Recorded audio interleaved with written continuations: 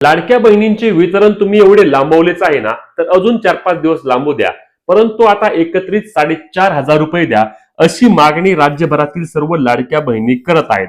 आता तुम्ही म्हणाल, हे 4,500 रुपये नक्की कसे मागत आहेत, कोणत्या महिन्याचे मागत आहेत आणि कधीपर्यंत वितरण होईल? चला लगेच माहिती घेऊया. तर लक्षात घ्या, यामध्ये लाडक्या बहिणींचा नोव्हेंबर आणि डिसेंबर महिन्याचा लाभ प्रलंबित आहे. आता डिसेंबर महिना संपायला आला, लाडक्या बहिणींना अजून नोव्हेंबर महिन्याचे देखील पैसे मिळाले नाहीत. मग नोव्हेंबर आणि डिसेंबर असे 2 महिन्यांचे 3,000 आणि त्यासोबत लाडक्या बहिणींना जानेवारीचा देखील हप्ता वितरित होण्याची शक्यता त्या ठिकाणी बोलली जात आहे. म्हणजेच की 3,000 सोबत आता जानेवारीचे 1,500 असे लाडक्या बहिणींना एकत्रित 4,500 रुपयेच द्या, जेणेकरून त्या ठिकाणी लाडक्या बहिणींची देखील काही ना काही कामं होतील.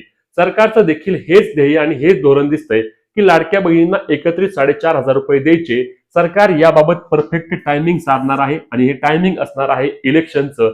येत्या 15 जानेवारीला राज्यामध्ये महानगरपालिकांच्या निवडणुका आहेत. त्या झाल्यानंतर लगेचच त्या ठिकाणी जिल्हा परिषद पंचायत समितीच्या निवडणुका आहेत आणि या पार्श्वभूमीवर लाडक्या बहिणींना एकत्रित 4,500 रुपये दिल्यास त्याचा डायरेक्ट परिणाम हा इलेक्शनवर होऊ शकतो, असे सरकारच्या रिपोर्टनुसार माहिती मिळत आहे. आणि म्हणूनच लाडक्या बहिणींना जानेवारी महिन्याच्या पहिल्या किंवा दुसऱ्या आठवड्यामध्ये 4,500 रुपये मिळण्याची दाट शक्यता आहे.